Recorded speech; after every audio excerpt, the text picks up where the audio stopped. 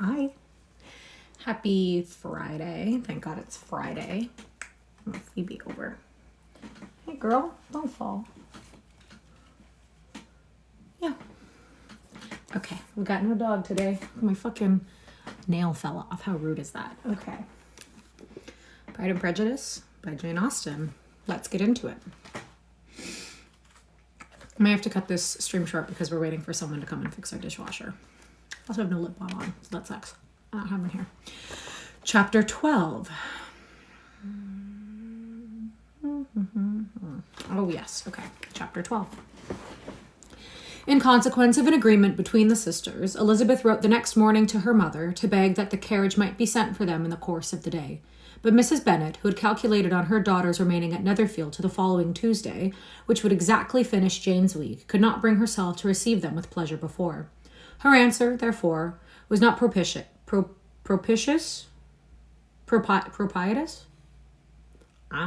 At least not to Elizabeth's wishes, for she was impatient to get home. Mrs. Bennet sent them word that they could not possibly have the carriage before Tuesday, and in her postscript it was added that if Mr. Bingley and his sister pressed them to stay longer, she could spare them very well. Against staying longer, however, Elizabeth was positively resolved. My mind is distracted. Against staying longer, however, Elizabeth was positively resolved, nor did she expect it would be asked, and fearful, on the contrary, as being considered as intruding themselves needlessly long, she urged Jane to borrow Mr. Bingley's carriage immediately, and at length it was settled that their original design of leaving Netherfield that morning should be mentioned, and the request made. Happy World Women's Wellness Day. Very much that. I'm having a great day. I hope you're having a good day as well. Guanaco smuggler. Okay, what is this? Something on my blanket. Ugh. Something on my blanket. Anyways, sorry. The communication excited many professions of concern, and enough was said of wishing them to stay at least till the following day to work on Jane. Until the morrow, their going was deferred.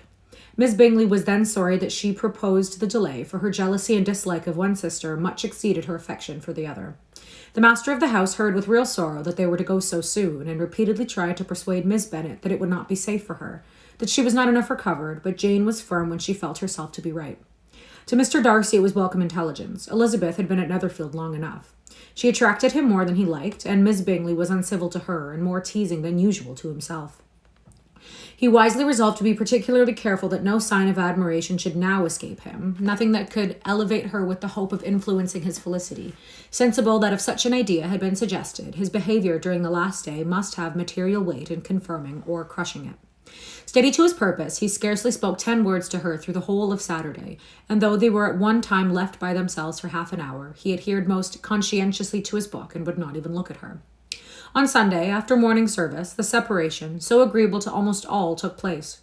Miss Bingley's civility to Elizabeth increased at last very rapidly, as well as her affection for Jane, and when they parted, after assuring the latter of the pleasure it would always give her to see either at Longbourn or Netherfield, and embraced her most tenderly, she even shook hands with the former. Elizabeth took leave of the whole party in the liveliest spirits. They were not welcomed home very cordially by their mother. Miss Bennet wondered at their coming, and thought them very wrong to give so much trouble, and was sure Jane would have caught cold again. But their father, though very laconic in his expressions of pleasure, was really glad to see them. He had felt their importance in the family circle. The evening conversation, when they were all assembled, had lost much of its animation, and almost all its sense, by the absence of Jane and Elizabeth. They found Mary, as usual, deep in the study of thorough base and human nature, and had some new extracts to admire, and some new observations of threadbare mortality to listen to. Morality. Catherine and Lydia had information for them of a different sort. Much had been done, and much had been said in the regiment since the preceding Wednesday. Several of the officers had dined lately with their uncle, and a private had been flogged, and it had actually been hinted that Colonel Forster was going to be married. Okay, wow, that was tough for me to get through. Chapter 13. I hope, my dear, said Mr. Bennet to his wife, as they were at breakfast. I hope, my dear, said Mr. Bennet as his wife. Chapter 13. I hope, my dear, said Mr. Bennet to his wife, as they were at breakfast the next morning, that you have ordered a good dinner today, because I have reason to expect an addition to our family party. Who do you mean, my dear? I know of nobody that is coming, I am sure, unless Charlotte Lucas should happen to call in, and I hope my dinners are good enough for her. I do not believe she often sees such at home. The person of whom I speak is a gentleman and a stranger. Mrs. Bennet's eyes sparkled. A gentleman and a stranger? It is Mr. Bingley, I am sure. Why, Jane, you never dropped a word of this, you sly thing. Well, I am sure I shall be extremely glad to see Mr. Bingley, but good Lord, how unlucky! There is not a bit of fish to be got today. Lydia, my love, ring the bell. I must speak to Hill this moment. It is not Mr. Bingley, said her husband. It is a person whom I never saw in the whole course of my life. This roused a general astonishment, and he had the pleasure of being eagerly questioned by his wife and 5 daughters at once. After amusing himself some time with their curiosity, he thus explained, About a month ago I received this letter, and about a fortnight ago I answered it, for I thought it a case of some delicacy and required my attention. It is from my cousin, Mr. Collins, who, when I am dead, may turn you all out of this house as soon as he pleases. Oh, my dear, cried his wife, I cannot bear to hear that mentioned. Pray do not talk of that odious man. I do think it is the hardest thing in the world that your estate should be entailed away from your own children, and I am sure if I had been you, I should have tried long ago to do something or other about it. Jane and Elizabeth attempted to explain to her the nature of an entail. They had often attempted it before, but it was a subject on which Mrs. Bennet was beyond the reach of reason, and she continued to rail bitterly against the cruelty of settling an estate away from a family of 5 daughters in favor of a man whom nobody cared anything about. It certainly is a most inquietus affair, said Mr. Bennet, and nothing can clear Mr. Collins from the guilt of inheriting Longbourn. But if you will listen to his letter, you may perhaps be a little softened by his manner of expressing himself. No, that I am sure I shall not, and I think it was very impertinent of him to write to you at all, and very hypocritical. I hate such false friends. Why could not he keep on quarrelling with you, as his father did before him? Why, indeed, he does seem to have had some filial scruples on that head, as you will hear. Hunsford, near Westerham, Kent, 15th of October. Dear Sir, the disagreement subsiding between yourself and my late honoured father always gave me much uneasiness, and since I have had the misfortune to lose him, I have frequently wished to heal the breach. But for some time I was kept back by my own doubts, fearing lest it might seem disrespectful to his memory for me to be on good terms with anyone with whom it had always pleased him to be at variance. There, Mrs. Bennet. My mind, however, is now made up on the subject, for having received ordination at Easter, I have been so fortunate as to be distinguished by the patronage of the Right Honourable Lady Catherine de Bourgh, widow of Sir Lewis de Bourgh, whose bounty and beneficence has preferred me to the valuable rectory of this parish, where it shall be my earnest endeavour to demean myself with grateful respect towards her ladyship, and be ever ready to perform those rites and ceremonies which are instituted by the Church of England.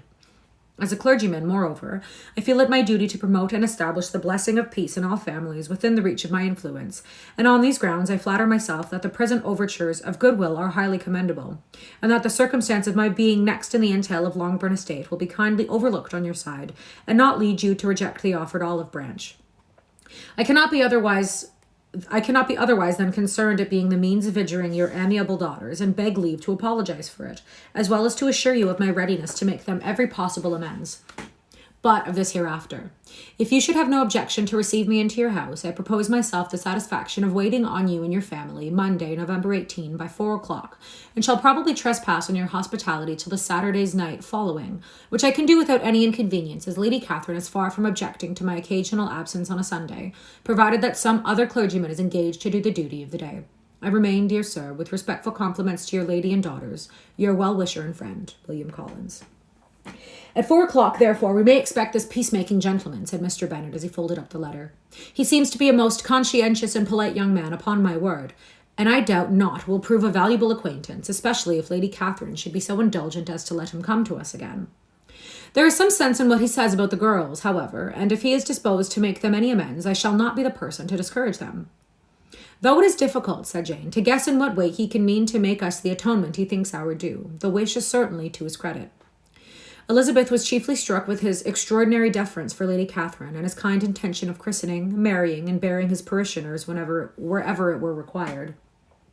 He must be an oddity, I think, said she. I cannot make him out. There is something very pompous in his style. And what can he mean by apologizing for being next in the entail? We cannot suppose he would help it if he could. Can he be a sensible man, sir? No, dear, I think not. I have great hopes of finding quite the reverse. There is a mixture of servility and self-importance in his letter, which promises well. I am impatient to see him. In point of composition, said Mary, his letter does not seem defective. The idea of the olive branch, perhaps, is not wholly new, yet I think it is well expressed. To Catherine and Lydia, neither the letter nor its writer were in any degree interesting. It was next to impossible that their cousin should come in a scarlet coat, and it was now some weeks since they had received pleasure from the society of a man in any other color. As for their mother, Mr. Collins's letter had done away much of her ill will, and she was preparing to see him with a degree of composure which astonished her husband and daughters. Mr. Collins was punctual to his time and was received with great politeness by the whole family. Mr. Bennet indeed said little, but the ladies were ready enough to talk, and Mr. Collins seemed neither in need of encouragement nor inclined to be silent himself. He was a tall, heavy-looking young man of 25. His air was grave and stately, and his manners were very formal. He had not been long seated before he complimented Mrs. Bennet on having so fine a family of daughters, said that he had heard much of their beauty, and that, in this instance, fame had fallen short of the truth, and added that he did not doubt her seeing them in all due time well disposed of in a marriage. This gallantry was not much to the taste of some of his hearers, but Mrs. Bennet, who quarrelled with no compliments, answered most readily, "You are very kind, sir, I am sure, and I wish with all my heart it may prove so, for else they will be destitute enough. Things are settled so oddly. You allude, perhaps, to the entail of the state." "Oh, sir, I do not indeed. It is a grievous affair to my poor girls. You allude, perhaps, to the entail of this estate." "Oh, sir, I do indeed. It is a grievous affair to my poor girls, you must confess. Not that I mean to find fault in you, for such things I know are all chance in this world. There is no knowing how estates will go when once they come to be entailed. I am very sensible, madam, of the hardship to my fair cousins, and could say much on the subject that I am cautious of appearing forward and precipitate. But I can assure the young ladies that I come prepared to admire them. At present I will not say more, but perhaps when we are better acquainted." He was interrupted by a summons to dinner, and the girls smiled on each other. They were not the only object of Mr. Collins's admiration. The hall, the dining room, and all its furniture were examined and praised, and his commendation of everything would have touched Mrs. Bennet's heart, but for the mortifying supposition of his viewing it all as his own future property. The dinner, too, in its turn, was highly admired, and he begged to know which of his fair cousins the excellence of its cookery was owing. But here he was set right by Mrs. Bennet, who assured him with some asperity that they were very well able to keep a good cook, and that her daughters had nothing to do in the kitchen. He begged pardon for having displeased her. In a softened tone, she declared herself not at all offended, but he continued to apologize for about a quarter of an hour. That's the end of that chapter. I think one of the girls is going to marry the cousin. That's that. That's my guess of that. Chapter 14. During dinner, Mr. Bennet scarcely spoke at all, but when the servants were withdrawn, he thought it time to have some conversation with his guest, and therefore started a subject in which he expected to shine by observing that he seemed very fortunate in his patroness. Lady Catherine de Borough's attention to his wishes and consideration for his comfort appeared very remarkable. Mr. Bennet could not have chosen better. Mr. Collins was eloquent in her praise. The subject elevated him to more than usual solemnity of manner, and with a most important aspect he prospected that he had never in his life witnessed such behavior in a person of rank, such affability and condescension, and he had himself experienced from Lady Catherine. Maybe I just don't read Jane Austen, because I always find her writing hard, and I don't have any lip chap on, which is hard as well. She had been graciously pleased to approve of both the discourses which she had already had the honour of preaching before her. She had also asked him twice to dine at Rosings, and had sent for him only the Saturday before, to make up her pool of quadrille in the evening. Lady Catherine was reckoned proud by many people he knew, but he had never seen anything but affability in her. She had always spoken to him as she would to any other gentleman. She made not the smallest objection to his joining in the society of the neighbourhood, nor to his leaving his parish occasionally for a week or two to visit his relations. She had even condescended to advise him to marry as soon as he could, provided he chose with discretion, and had once paid him a visit in his humble parsonage, where she had perfectly approved all the alterations he had been making, and had even vouchsafed to suggest some herself. Some shelves in the closets upstairs. Jesus. "That is all very proper and civil, I am sure," said Mrs. Bennet, "and I dare say she is a very agreeable woman. It is a pity that great ladies in general are not more like her. Does she live near you, sir?" "The garden in which stands my humble abode is separated only by a lane from Rosings Park, her ladyship's residence." "I think you said she was a widow, sir. Has she any family?" "She has only one daughter, the heiress of Rosings, and a very extensive property." "Oh!" cried Mrs. Bennet, shaking her head. Then she is better off than many girls. And what sort of young lady is she?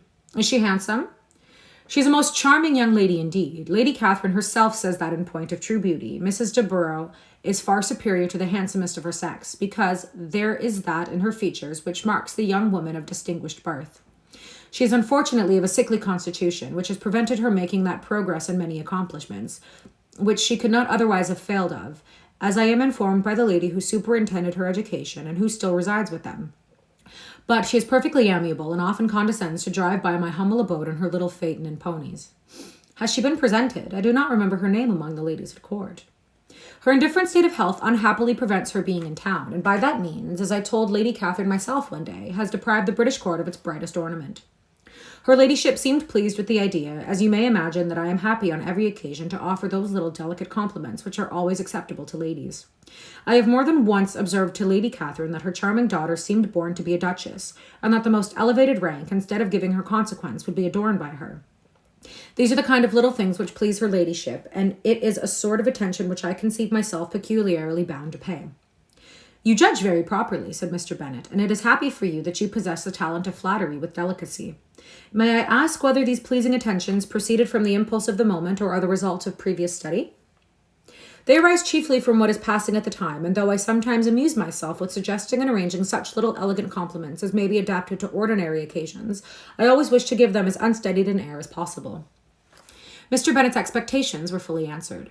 His cousin was as absurd as he had hoped, and he listened to him with the keenest enjoyment, maintaining at the same time the most resolute composure of countenance, and except in an occasional glance at Elizabeth, requiring no partner in his pleasure. By tea time, however, the dose had been enough, and Mr. Bennet was glad to take his guest into the drawing-room again, and when tea was over, glad to invite him to read aloud to the ladies. Mr. Collins readily assented, and a book was produced, but on beholding it, for everything announced it to be from a circulating library, he started back, and begging pardon, protested that he never read novels. Kitty stared at him, and Lydia exclaimed. Other books were produced, and after some deliberation he chose Fordyce's Sermons. Lydia gaped as he opened the volume, and before he had, with very monotonous solemnity, read 3 pages, she interrupted him with, Did you know, Mamma, that my Uncle Phillips talks of turning away Richard, and if he does, Colonel Forster will hire him? My aunt told me so herself on Saturday. I shall walk to Meryton tomorrow to hear more about it, and to ask when Mr. Denny comes back from town. Lydia was bid by her 2 eldest sisters to hold her tongue, but Mr. Collins, much offended, laid aside his book and said, I have often observed how little young ladies are interested by books of a serious stamp, though written solely for their benefit. It amazes me, I confess, for certainly there can be nothing so advantageous to them as instruction, but I will no longer importune my young cousin. Then turning to Mr. Bennet, he offered himself as an antagonist to backgammon. Mr. Bennet accepted the challenge, observing that he acted very wisely in leaving the girls to their own trifling amusements. Mrs. Bennet and her daughters apologized most civilly for Lydia's interruption, and promised that it should not occur again if he would resume his book. But Mr. Collins, after assuring them that he bore his young cousin no ill will, and should never resent her behavior as any affront, seated himself at another table with Mr. Bennet and prepared for backgammon.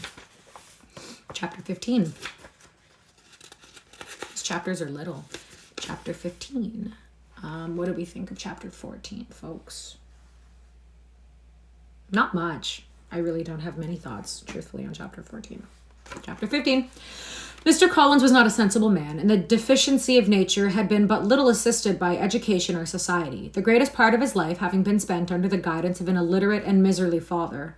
And though he belonged to one of the universities, he had merely kept the necessary terms without forming at it any useful acquaintance.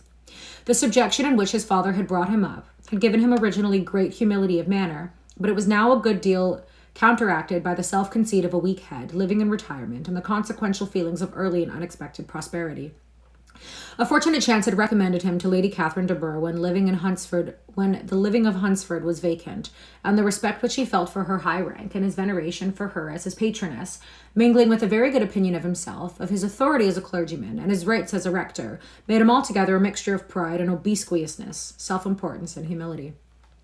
Having now a good sense and very sufficient... Having now a good house and very sufficient income, he intended to marry, and in seeking a reconciliation with the Longbourn family, he had a wife in view, as he meant to choose one of the daughters, if he found them as handsome and amiable as they were represented by a common report. I knew it. Everybody be marrying their cousins back then. This was his plan of amends, of atonement, for inheriting their father's estate, and he thought it an excellent one, full of eligibility and suitableness, and excessively generous and disinherited of his own part. His plan did not vary on seeing them. Miss Bennet's lovely face confirmed his views and established all the strictest notions of what was due to seniority. And for the first evening, she was his settled choice. The next morning, however, made an alteration. For in a quarter of an hour's tete-a-tete with Miss Bennet before breakfast, a conversation beginning with his parsonage house, leading naturally to the avowal of his hopes that a mistress for it might be found at Longbourn, produced from her, amid very complacent smiles and general encouragement, a caution against the very Jane he had fixed on. As to her younger daughter, she could not take upon her to say. She could not positively answer, but she did not know of any prepossession. Her eldest daughter, she must just mention, she felt incumbent on her hint, was likely to be very soon engaged. Mr. Collins had only to change from Jane to Elizabeth, and it was soon done while Mrs. Bennet was stirring the fire. Elizabeth, equally next to Jane in birth and beauty, succeeded her, of course. Mrs. Bennet treasured up the hint and trusted that she might soon have 2 daughters married, and the man whom she could not bear to speak of the day before was now high in her good graces. Lydia's intention of walking to Meryton was not forgotten. Every sister except Mary agreed to go with her, and Mr. Collins was to attend them at the request of Mr. Bennet, who was most anxious to get rid of him and have his library to himself. For thither Mr. Collins had followed him after breakfast, and there he would continue, nominally engaged with one of the largest folios in the collection, but really talking to Mr. Bennet with such little cessation of his house and garden at Hunsford. Such doings discomposed Mr. Bennet exceedingly. In his library he had been always sure of leisure and tranquillity, and though prepared, as he told Elizabeth, to meet with folly and conceit in every other room in the house, he was used to be free from them there. His civility, therefore, was most prompt in inviting Mr. Collins to join his daughters in their walk. And Mr. Collins, being in fact much better fitted for a walker than a reader, was extremely well pleased to close his largest book and go.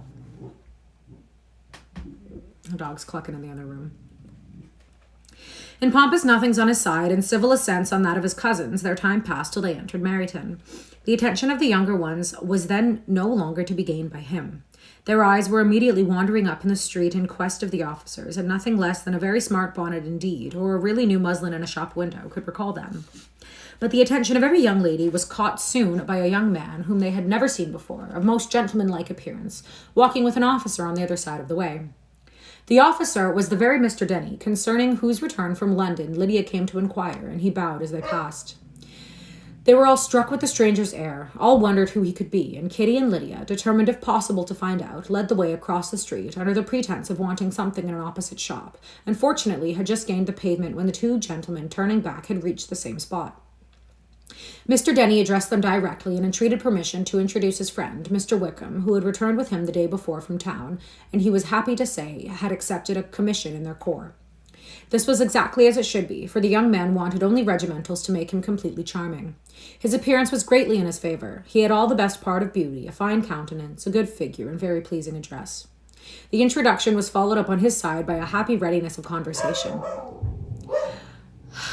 A readiness at the same time perfectly correct and unassuming, and the whole party were still standing and talking together very agreeably when the sound of horses drew their notice, and Darcy and Bingley were seen riding down the street. On distinguishing the ladies of the group, the 2 gentlemen came directly towards them and began the usual civilities. Bingley was the principal spokesman, and Miss Bennet the principal object. He was then, he said, on his way to Longbourn on purpose to inquire after her.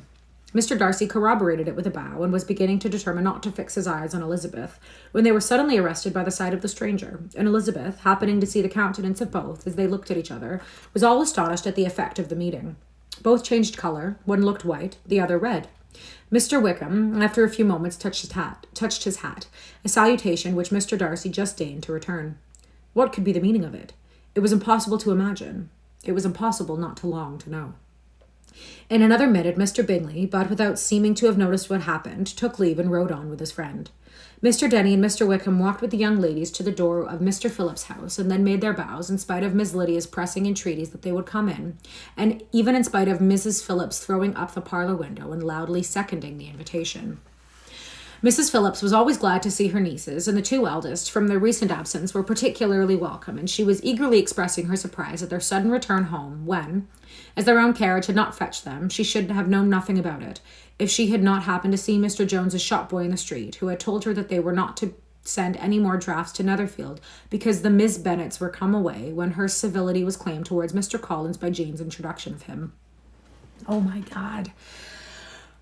She received him with her very best politeness, which he returned with as much more, apologizing for his intrusion without any previous acquaintance with her, which he could not help flattering himself, however, might be justified by his relationship to the young ladies who introduced him to her notice. Mrs. Phillips was quite awed by such an excess of good breeding, but her contemplation of one stranger was soon put to an end by exclamations and inquiries about the other, of whom, however, she could only tell her nieces what they already knew, that Mr. Denny had brought him from London, and that he was to have a lieutenant's commission in the Shire. She had been watching him the last hour, she said, and as he walked up and down the street, and had Mr. Wickham appeared, Kitty and Lydia would certainly have continued the occupation, but unluckily no one passed the windows now except a few of the officers, who, in comparison with the stranger, were become stupid, disagreeable fellows. Some of them were to dine with the Phillipses the next day, and their aunt promised to make her husband call on Mr. Wickham and give him an invitation also, if the family from Longbourn would come in the evening. This was agreed to, and Mrs. Phillips protested that they would have a nice, comfortable, noisy game of lottery tickets and a little bit of hot supper afterwards.